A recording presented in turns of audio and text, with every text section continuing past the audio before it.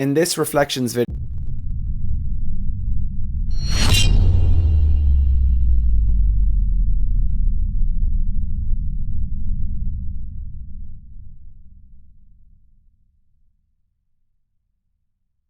video, we are going to talk about why people, I suppose, lose the run of themselves when it comes to rationally programming their running or setting goals when it comes to running or targets when it comes to running.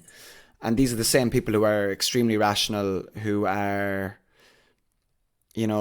would stick to percentages, who understand how to progress through their strength training, weight training, and things like that. So when you're gaining muscle, gaining strength, aiming for a big lift, you have, even if you're a newbie, you kind of know, to hit certain rep ranges, you kind of know what you can and can't do, you know what your limitations are. So let's just take this example. You go into a gym and your goal is to bench press 100 kg for one rep. You wouldn't walk into the gym, load 100 kg in the bar and just go for one rep.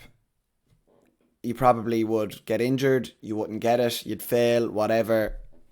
If you did that, you'd think, okay, great, I need a bit of a plan. I'm going to come away with a bit of a plan, come back next week and attack it from a different angle. But yet when it comes to running, a lot of us will go attack a 5k and then we'll come back the next week and we'll try it again, rather than, coming back with a plan, a bit of a strategy and breaking it down into smaller numbers. Now, when it comes to the bench press, when it comes to getting better at the bench press, you're going to come away, you're going to work off percentages. You might test your 1 rep max. You might see what feels heavy for 5 reps, 3 reps, 8 reps, 10 reps, a rep range of 8 to 12, different things like that. And over the course of so many weeks or so many months, you might say to yourself, you mightn't even have an end goal or an end date. You might just say, I'm going to build up until I can get that 100 kg for 1 rep. And somewhere within your mind, even if you have a very small experience or knowledge of programming or progressions or how to periodize your training or anything like that, there is a likelihood in time you will get the 100 kg bench if it's not totally out there. So if you're an 80 kg male or whatever, it's not totally out there to say that 100 kg bench is achievable. So when we look at it that way, it's very simple for us to follow these steps and it's very simple for us to outline a longer term goal.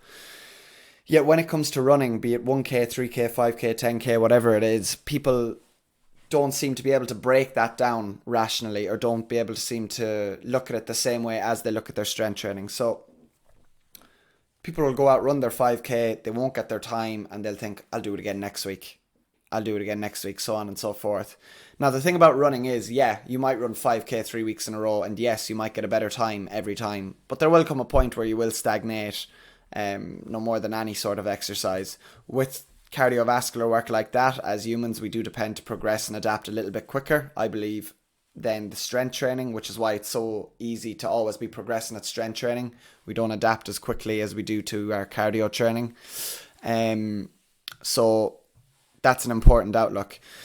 Now, when we're thinking about programming, we have to break it down. So when you're thinking about getting a big bench, you're thinking about specifically certain things. So you break it up into different goals. So number one, if you want to get a better bench press, you're going to have to bench press. So that's the first thing. You bench more frequently, higher volume, higher intensity, whatever way you want to look at it.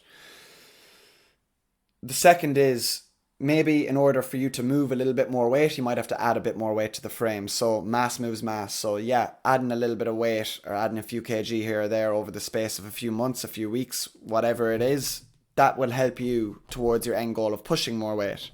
The third thing is then maybe looking at the muscle groups you're using. So your chest, your triceps, your shoulders, and you think, okay, well, I gain more muscle mass and strength around those areas, and as a result, my bench will pick up along with it. So chest flies, incline bent dumbbell presses, chest dips, shoulder presses, tricep pull downs, tricep extensions, whatever. You're looking at the different muscles you're trying to target in that area for the upper body bench press, and you're trying to specifically target all those areas in order to get your bigger bench. So there are loads of little goals that people will put aside in order to get a bigger goal.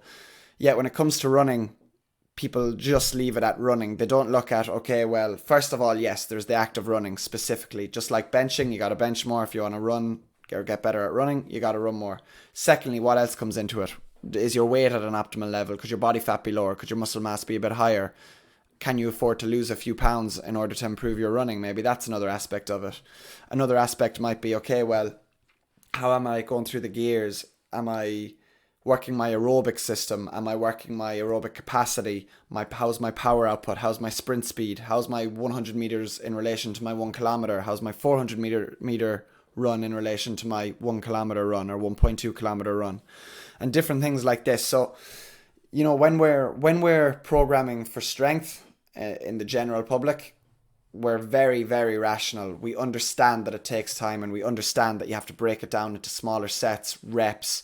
You have to increase volume, intensity, work through different intensities, and frequently do the movement. But yet when it comes to running, we don't seem to put it into the same camp or the same rationale as we do when planning our strength work.